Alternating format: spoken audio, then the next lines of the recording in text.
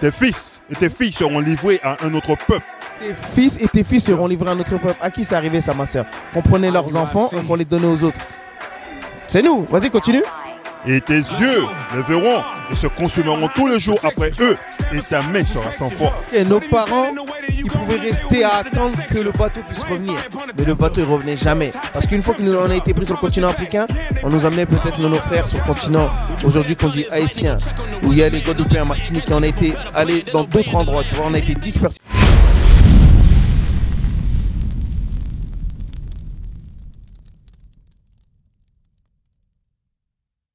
On va aller, donne-moi Révélation chapitre 1, verset 1. Le livre de Révélation, chapitre 1er, verset 1er. La révélation de Jésus-Christ qu'il a reçue de Dieu pour montrer à ses serviteurs. Ma soeur, c'est quoi une révélation? Une vision, un autre terme. Ouais. C'est quelque chose qu'on ne sait pas et qui est caché, qu'on va nous montrer. Ok, là ça nous dit la révélation de Jésus-Christ, vas-y.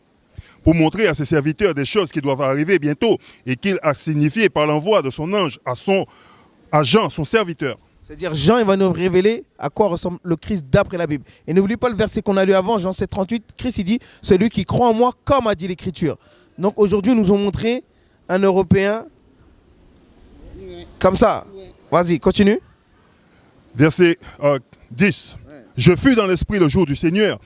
Le jour du Seigneur, ma sœur, c'est aujourd'hui, c'est le sabbat. C'est ça le jour du Seigneur. Jean, il était en esprit le jour du Seigneur. Continue. Et j'entendis derrière moi une grande voix comme celle d'une trompette disant « Je suis l'alpha et l'oméga. » Ça prouve que Jean, il ne dormait pas. Et ce n'était pas un rêve. Il entend derrière lui une voix. Vas-y, continue. Disant « Je suis l'alpha et l'oméga, le premier et le dernier. » Ma soeur, qui est l'alpha et l'oméga? C'est Dieu. C'est Christ. Ok, vas-y. Ce que tu vois, écris-le dans un livre. Tu vois, il dit à Jean, ce que tu vois, écris-le dans un livre. C'est Jean qui a écrit les révélations. Vas-y, continue. Et envoie-le aux 7 églises qui sont en Asie, à Éphèse. Verset 14. Révélation chapitre 1er, verset 14. Sa tête et ses cheveux étaient blancs, comme de la laine blanche. Ok, on nous donne la couleur, c'est blanc et comme de la laine. Quel peuple sur terre a les cheveux qui est comme de la laine, la matière comme de la laine? Le mouton, hein? Ouais. Ah ouais. La matière, quel peuple? Les Africains, ouais. Ce sont nous, les Noirs, on a les cheveux comme de la laine. Les Français, ils sont lisses. Ok, continue. Sa tête et ses cheveux étaient blancs comme de la laine blanche, comme la neige, et ses yeux comme une flamme de feu. Et ses yeux comme une flamme de feu. Est-ce que tu sais le premier miracle que Christ il a fait quand il était sur terre? Le transformer de l'eau en vin. Ok, quand tu bois un peu d'alcool, le blanc de tes yeux vient de quelle couleur? Rouge. Ça, c'est une prophétie depuis la Genèse. Donne-moi Genèse 49, verset 12. Vas-y. Genèse chapitre 49, verset 12. Il a les yeux brillants de vin. Il a quoi? Il a les yeux brillants de vin.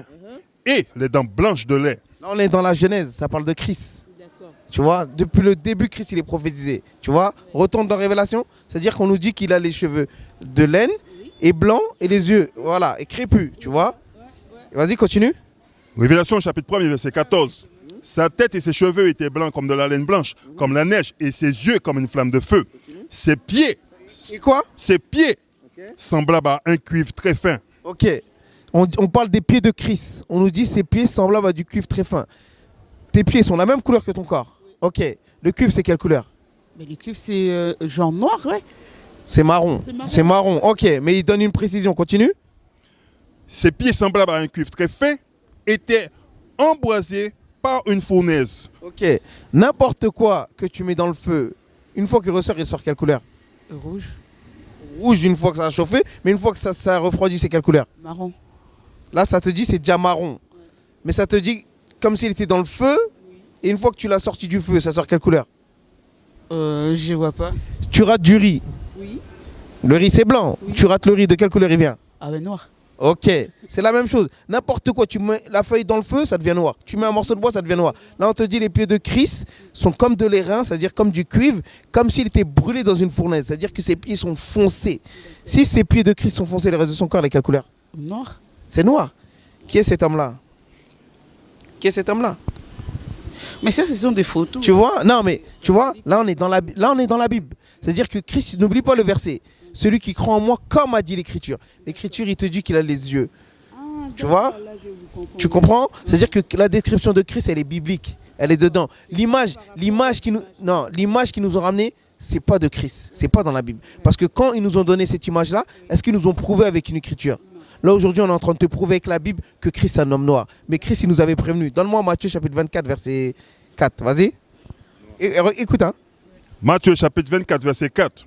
Et Jésus répond, leur dit, prenez garde que personne ne vous séduise, car plusieurs viendront en mon nom. Car quoi? Car plusieurs viendront en mon nom. Christ, il dit, car plusieurs viendront en mon nom. Continue.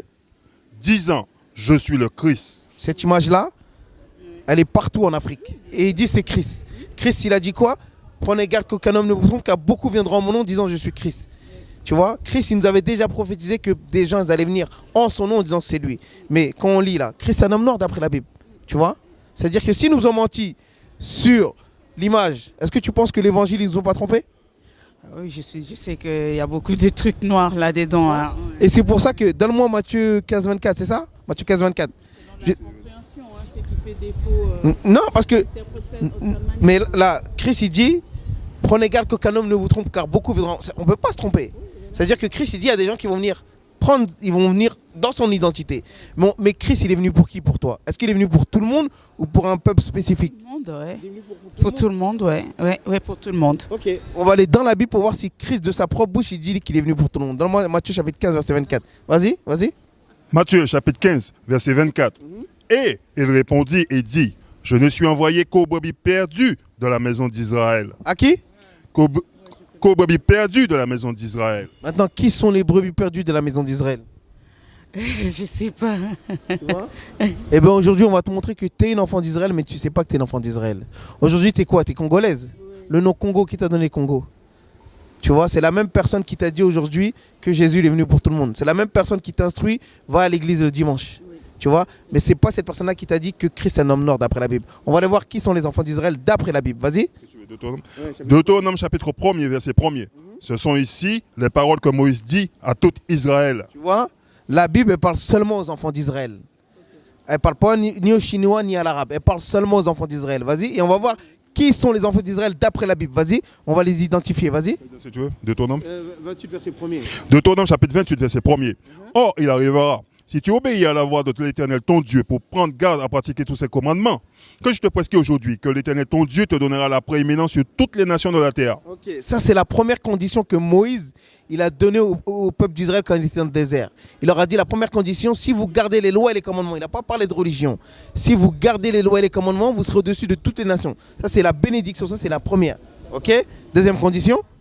Verset 15. Mais si tu n'obéis pas à la voix de l'Éternel ton Dieu, pour prendre garde de pratiquer tous ces commandements et ces statuts que je te prescris aujourd'hui, voici toutes les malédictions qui viendront sur toi et t'arriveront. Ok. Première bénédiction. Deuxième malédiction. Qu'est-ce qui est mieux, les bénédictions ou les malédictions? Bénédiction, bien sûr. Maintenant, on veut savoir le peuple d'Israël aujourd'hui. Est-ce qu'il est dans ses bénédictions ou dans ses malédictions? Tu vois? Mais aujourd'hui, tu as un peuple qui s'appelle Israël.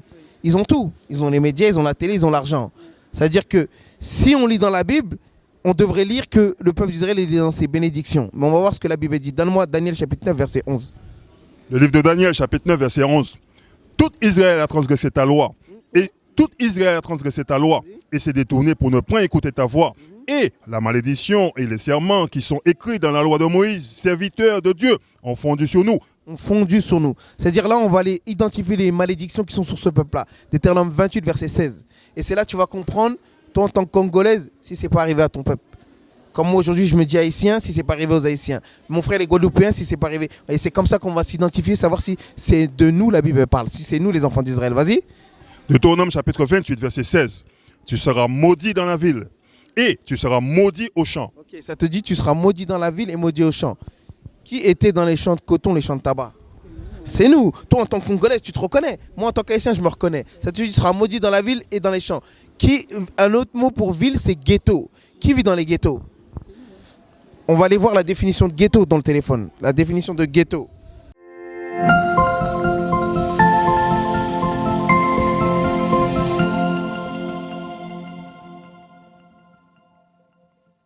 La définition du mot ghetto. Quartier où les Juifs étaient forcés de résider. Ou qui? Quartier où les Juifs étaient forcés de résider. Qui vit dans les ghettos aujourd'hui? C'est nous, ma soeur. C'est nous, les Juifs. C'est nous qui avons été forcés à vivre dans les ghettos. C'est pas moi qui a mis ça. C'est Google. Ça te montre que le mot ghetto, ça te montre que c'est nous les juifs. Ça te dit quartier où les juifs étaient forcés de résider. On vit dans les ghettos nous aujourd'hui. Aujourd'hui on voit c'est un ghetto là. La plupart de nos frères ils sont là. Tu vois. Ça te montre que depuis le début, on nous a jamais montré ça. Vas-y continue. Deutéronome, chapitre 28, verset 17. Non, donne-moi verset 32. Verset 32. Deutéronome, chapitre 28, verset 32. Tes fils et tes filles seront livrés à un autre peuple. Tes fils et tes filles seront livrés à notre peuple. À qui c'est arrivé ça, ma soeur? Qu'on prenait leurs enfants et qu'on les donnait aux autres. C'est nous. Vas-y, continue. Et tes yeux les verront et se consumeront tous les jours après eux. Et ta main sera sans force. Ok, nos parents, ils pouvaient rester à attendre que le bateau puisse revenir. Mais le bateau, il ne revenait jamais. Parce qu'une fois qu'on a été pris sur le continent africain, on nous amenait peut-être nos frères sur le continent, aujourd'hui qu'on dit haïtien, où il y a les Guadeloupéens, Martinique, et on a été allés dans d'autres endroits. Tu vois, on a été dispersés. Continue, vas-y.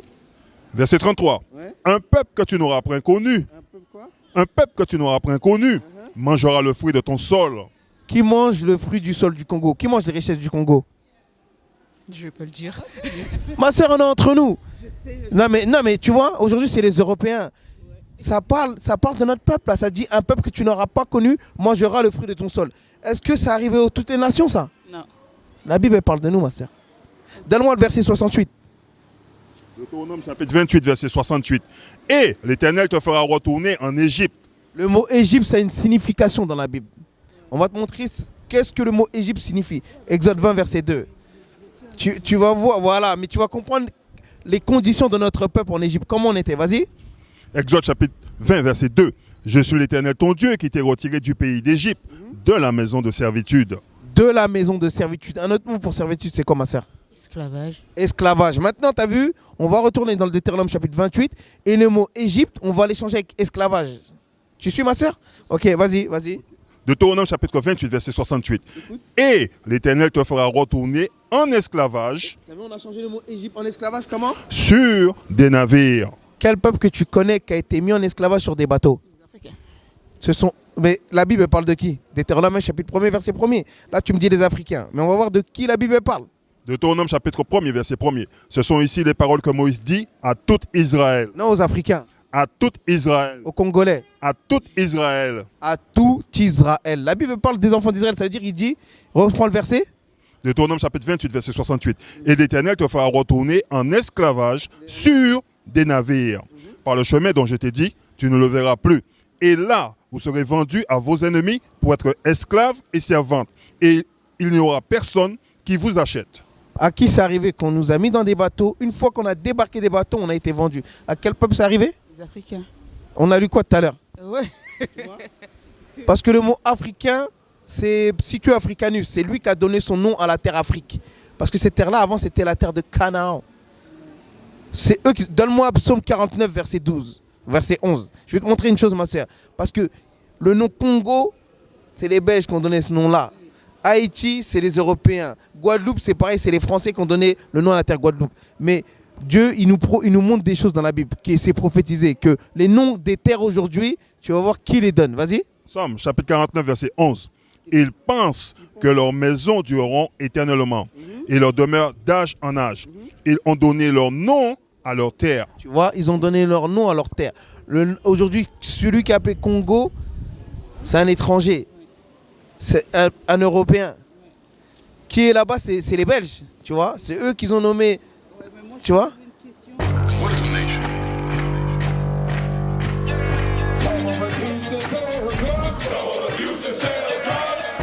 Nation is men leading by example.